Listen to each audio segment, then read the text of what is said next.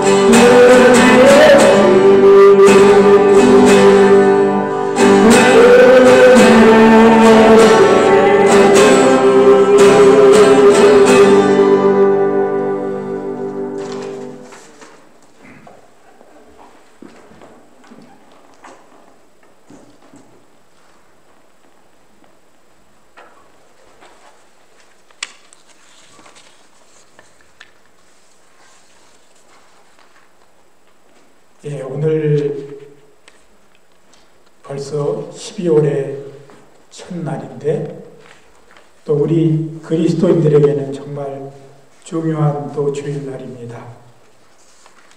오늘부터 크리스마스까지 4주간 이 대강절, 영어로는 어드벤트 주일이 시작이 됩니다. 이 대강절은 성탄절 4주 전부터 시작되며 예수님의 탄생, 예수님의 오심, 예수님의 도래를 준비하는 기간입니다. 이 대강절은 이 arrival, 도착이라는 의미를 가진 라틴어의 어드벤터스에서 유래되었습니다. 또 coming이라는 뜻을 포함하고도 있습니다. 또한 대강절 첫 주일은 교회력의 시작이며 교회에서는 첫 주일이기도 합니다.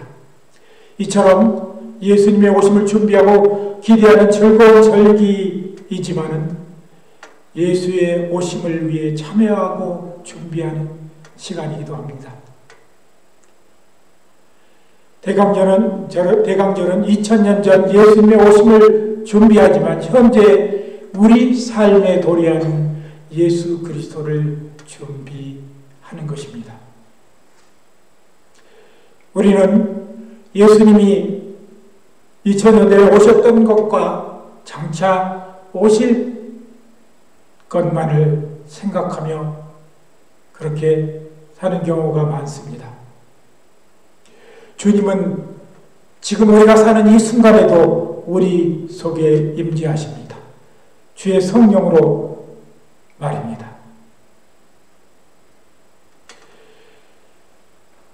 우리가 이사야서 9장 6절을 보거나 또 이 누가복음 2장 14절에 보면은 그리스도의 오심과 탄생에 대해서 말씀하고 있는데 우리가 크리스마스가 되면은 가장 중요하게 외치는 두 단어가 있습니다. 하늘에는 영광이요 땅에는 평화라는 말입니다. 그리스도의 오심과 이 평화라는 단어는 너무나 연관이 큽니다. 오늘 이 주일의 말씀에 제가 이사야서 9장 6절을 기록해 놨는데 이 마지막 절에 보면 예수님을 표현할 때 평화의 왕이라고 표현하고 있습니다. 우리는 이 평화라는 단어를 그리스도인이면 잊지 말아야 합니다. 또 우리 가슴속 깊이 새겨하며 우리 신앙의 가장 기본적인 주제가 되어야 하는 것입니다. 아마도 제가 늘 언급한 대로 그래서 예수님이 부활하신 다음에 제자들에게 나타났을 때도 너에게 평강이 있을지어다 라고 하셨던 것 같습니다. 저는 이 대강절 첫 주일에 과연 우리는 이 평화라는 이 말, 헬라어는 에게네라 하고 이 구약 히브리어로는 샬롬이라고 말하는 이 평화, 우리는 이 단어가 어떤 의미를 우리에게 주며 우리는 이 평화에 대한 그 의미를 어떻게 우리가 받아들여야 되는지 여러분들과 함께 생각하고자 하는 것입니다.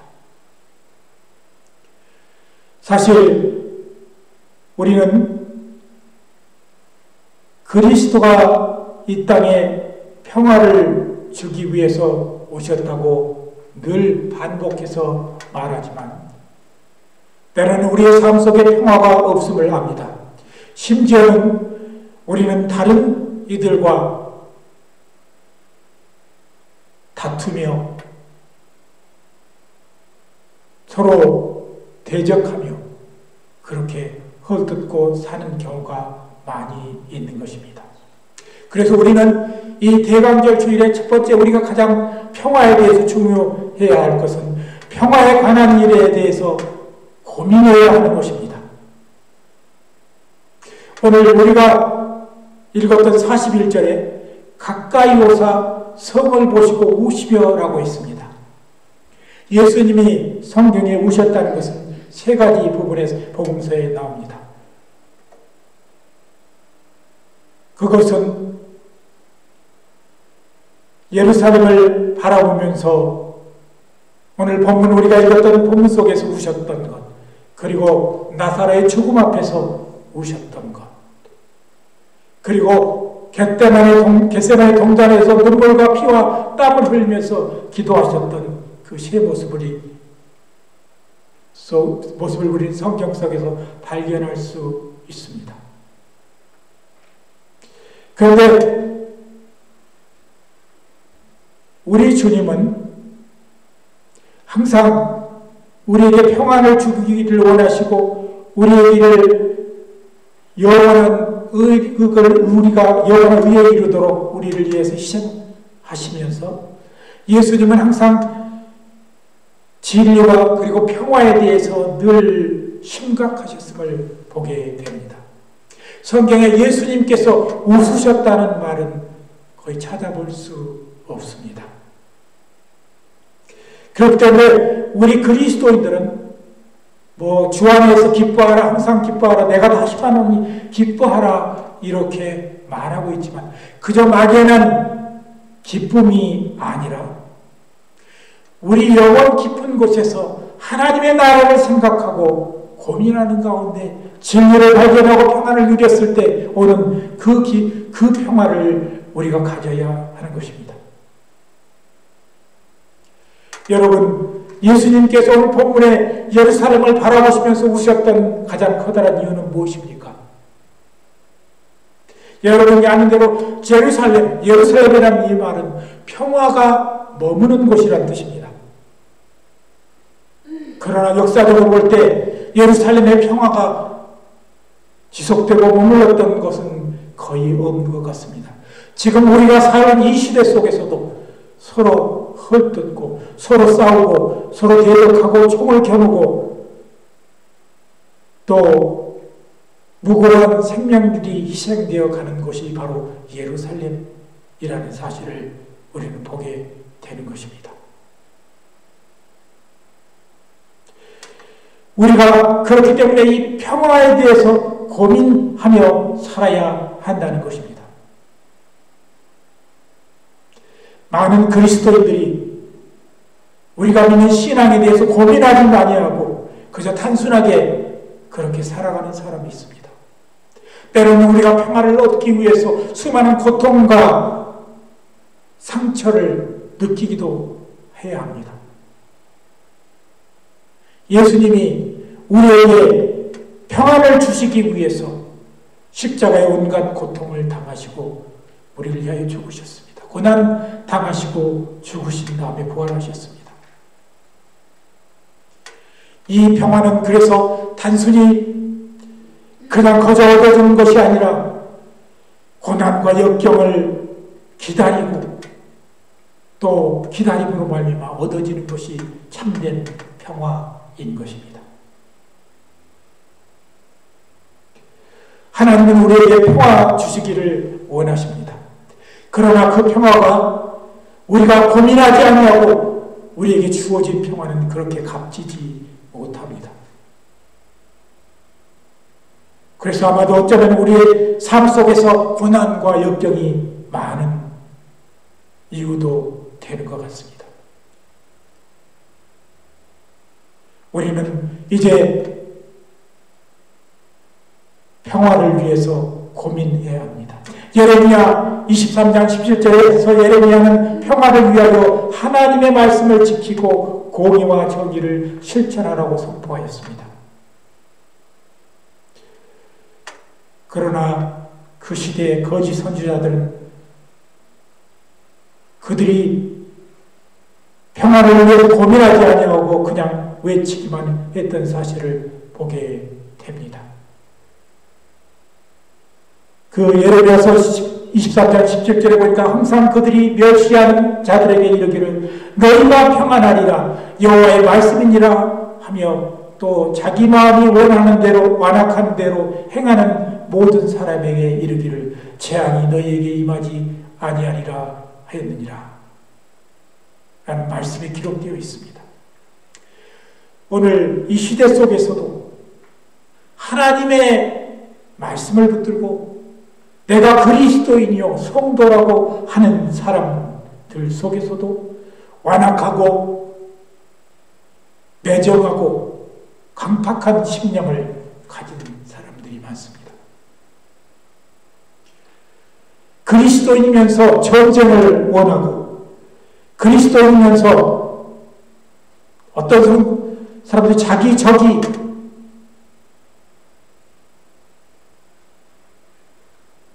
살인을 당하는 것을 원하고 그런 것에 통쾌해야 하는 그런 그리스도인도 있다는 사실을 볼 때 우리는 참 마음이 아픈 것입니다.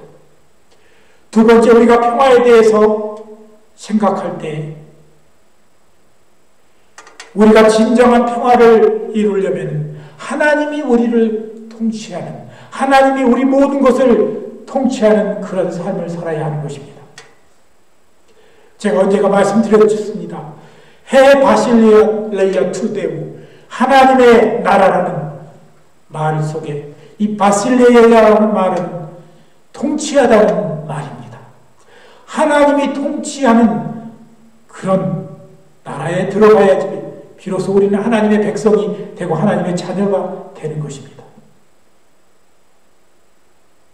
예수님이 예루살렘 성을 보시고 오시며 탄식한 것은 그들이 하나님의 통치를 보지 못하고 있었기 때문입니다. 오늘 우리가 읽었던 37절 이하에서 보면은 그들은 예수님이 조금 높아지는 것을 못 봅니다. 군중들에게 환영을 받고 높임을 받는 것을 못 보고 그것들을 강팍한 마음으로 절제하려고 하고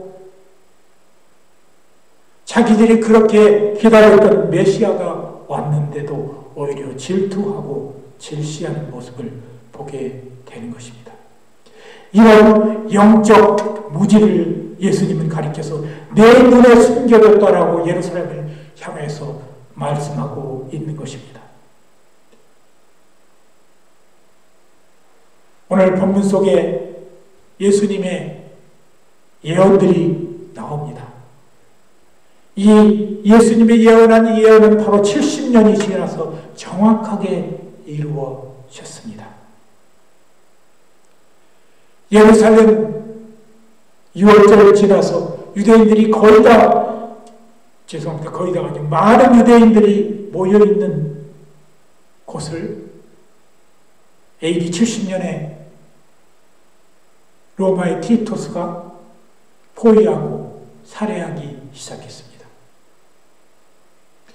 그리고 성을 함락시키기 위해서 오늘 예수님이 예언한 대로 성 주위에 여러 군데 토성을 쌓고 그 위에서 공격하고 그렇게 해서 유대인들을 전멸하는 그런 참 처참하고도 슬픈 그런 사건이 일어났음을 우리는 압니다. 우리 그리스도인들은 하나님의 사랑을 말할 때도 있지만 하나님의 심판을 말할 때도 있어야 하는 것입니다. 오늘 이 시대 속에 교회의 사역자들은 진리를 거스리는 것에 대해서 꾸짖지 못합니다. 그것을 바로 잡으려 하는데 게으르고 있습니다. 우리 주님은 오늘 본문 속에서 그렇게 사랑스러운 우리 예수님도 그들이 받을 심판에 대해서 예언하고 있지 않습니까? 오늘 세 번째, 이 본문을 통해서 우리가 발견할 수 있는 것은 우리는 하나님 앞에서 행하여 온전하라는 것입니다. 42절에 너도 오늘 평화에 관한 일을 알았다면 이러하였는데 예수님은 평화에 관한 일을 알았으면 좋겠다고 말씀하신 것입니다. 제가 앞에서 잠깐 언급했지만 이 평화라는 단어는 헬라어로 에이레네라고 합니다. 결합하고 라는 단어, 이 에이로에서 온 말입니다. 주님과 인격적으로 결합하고 하나님 앞에서 온전히 행함으로 주님이 주시는 평강을 누리는 상태가 진정한 평화인 것입니다. 구약에서 이스라엘 사람들의 인사가 샬롬입니다.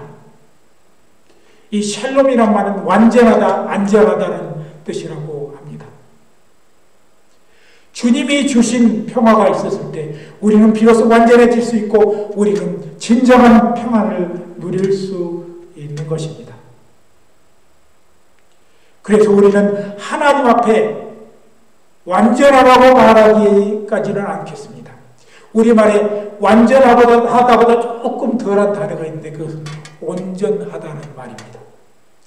이 온전하다는 말을 제가 그 단어 한국에 있을 때 완전과 온전이 어떻게 다른가 이렇게 유심히 사전과 여러 가지 그 말들을 풀이해 놓은 곳에 찾아봤는데 이 온전이라는 말은 대나무가 성장을 할 때 한 매듭을 쥐어가는 상태를 말하고 완전이라는 것은 완전한 끝을 신이 주관하는 신처럼 되는 그 상태를 완전이라고 말합니다. 그래서 우리 인간은 이 완전이라는 단어를 쓸 수는 없지만 온전이라는 단어는 우리가 쓸 수 있다는 것입니다. 하나님이 우리에게 바로 요구하시는 것은 하나님이 거룩한 것처럼 우리도 거룩하게 되기를 원하라는 것입니다. 우리가 거룩하게 되는 가장 빠른 길이 있습니다. 바로 메시아인 예수 그리스도를 우리가 받아들일 때입니다. 우리말에 신앙의인이라는 말이 있습니다. 믿음으로 말미암아 의롭다함을 인정받는 것입니다. 그렇기 때문에 우리는 이 시대 속에 우리는 그리스도를 등한시해서 합니다. 아니 예수라는 말을 우리 삶에서 빼서는 안 됩니다. 저는 한국의 유명한 운동선수이고 유명한 연예 그리스도인인 요즘에 많은 사람 곳에 가서 간증 집회를 하는 그런 전직 선수가 있는데 이 사람이 간증하면서 하나님을 내가 믿고 라고 말하는데 내가 예수를 믿고 라는 말은 한 번도 하지 않는 것을 보았습니다. 하나님 그리스도인이 하는 이교도도 신은 믿습니다. 사도행전 4장 12절에 다른 이로서는 구원을 얻을 수 없나니 천하 인간의 구원을 얻을 만한 다른 이름을 우리에게 주신 일이 없다고 했습니다. 우리는 이 대강절 절기에 다시 예수 그리스도로 돌아와야 합니다. 우리가 정해놓은 수많은 신들을 섬길 것이 아니라 우리를 위해 친히 오신 그 하나님 예수 그리스도를 우리가 주로 모시고 참된 마음의 평안을 누려야 하는 것입니다. 우리는 그리스도 안에서 참된 의로운 사람이 되기 위해서 이 의를 헬라어의 디카이오 수네라고 말하고 있는데 특별히 로마서 14장 17절에 보니까 하나님의 나라는 오직 성령 안에 있는 의와 화평과 희락이라고 표현하고 있습니다. 하나님 안에서 기뻐해야 하고 하나님 안에서 화평을 누려야 하고 또한 하나님 앞에서 우리는 거룩한 그런 사람이 또한 되기 위해서 우리 자신들을 드려야 하는 것입니다. 하나님 앞에서 행하여 온전히 의를 이루는 것이 평화의 길인 것입니다. 이제 말씀을 마치겠습니다. 오늘 우리가 사는 이 시대 속에서 특별히 맞이하는 이 대강절 첫 주일, 우리는 지금은 우리가 눈을 돌리면 지금은 20세기보다도 더 이제 물론 20세기에 우리가 코리안 전쟁이 있었고 제2차 세계대전이 있었지만 지금 인간의 마음들이 다시 대립하고 있습니다. 그런데 그것보다 더 가슴이 아픈 것은 그리스도인들과 그리스도인 간에 서로 대적하고 헐뜯고 있다는 사실을 발견하게 됩니다. 우리가 세상 사람들에게 평화, 그리스도 말하면 평화를 이 땅에 가지고 오신 분이라고 우리가 외쳐되지만 우리 안에서 참된 평화가 없다는 사실을 우리는 가슴 아파해야 하는 것입니다.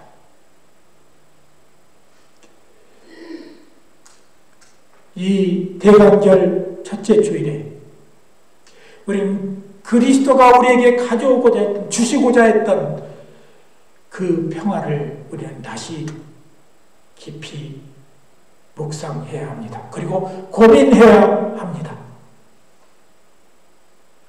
우리 스스로가 먼저 평안해야 하는 것입니다. 예수를 믿어서 하나님의 자녀가 되고 의롭다 인정을 받았다고 그래서인지 우리 신앙인들은 너무 의롭습니다. 하나님이 인정하지 않는 것 같은데도 자기 스스로 의롭다고 얘기합니다. 이 공이라는 말이 있는데 이게 제테카라고 얘기하는데 진정하게 이 히브리어의 구약성경에 표현하고 있는 이 제테카가 공인데 이 공인은 모든 공적으로 사람들이 볼 때 퍼블릭에서 의롭다 하고 인정했을 때 공의라고 하는 것입니다.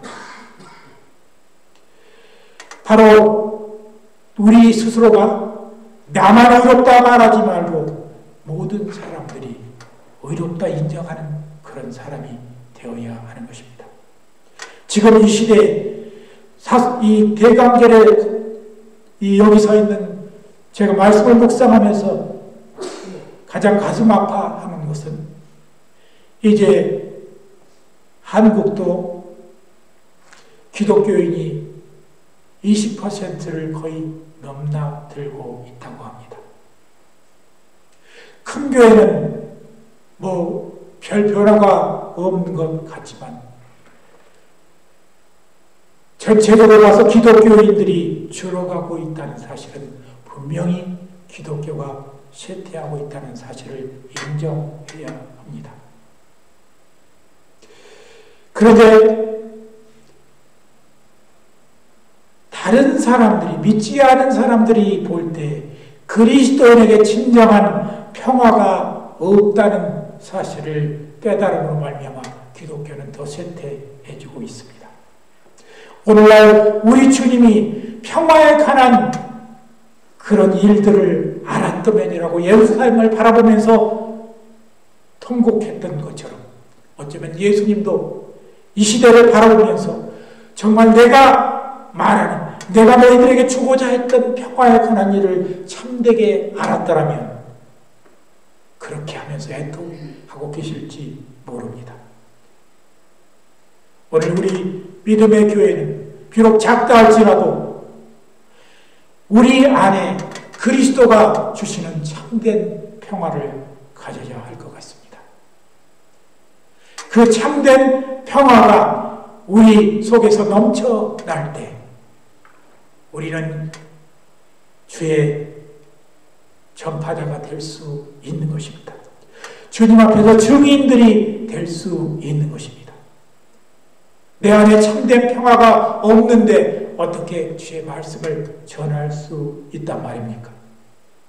우리 속에 오늘 또 주님이 말하시는, 주님이 우리에게 주고자 하시는 참된 평안을 소유하시기를 예수 그리스도의 이름으로 간절히 기도드립니다. 함께 기도하겠습니다. 평안을 너희에게 주노니 이 평안은 너희에게 세상이 주는 것 같이 아니하다고 주께서 말씀하셨습니다. 주님, 우리 속에 주님이 주시는 참된 평안으로 채워지게 하여 주시옵소서. 우리 성도들 간에 먼저 평화하고 세상과 평화하는 그런 성도들 되게 하여 주시옵소서. 우리 마음이 주님 안에 영광을 돌리고 주님을 사랑하고 주님 앞에 나아간다고 말하지만 우리 마음이 기쁘지 못하고 우리 마음에 참된 평안이 없을 때 우리는 정말 주님을 전할 수가 없음을 압니다. 성령께서 우리 안에 참된 평안이 있을 때 역사하시고 또 그 성령의 열매들이 내 삶을 통해서 맺어지는 줄 믿사오니 하나님이여 우리 속에 주님이 주시는 참된 평화로 가득하게 하여 주시옵소서. 예수님의 이름으로 간절히 기도드리옵나이다. 아멘.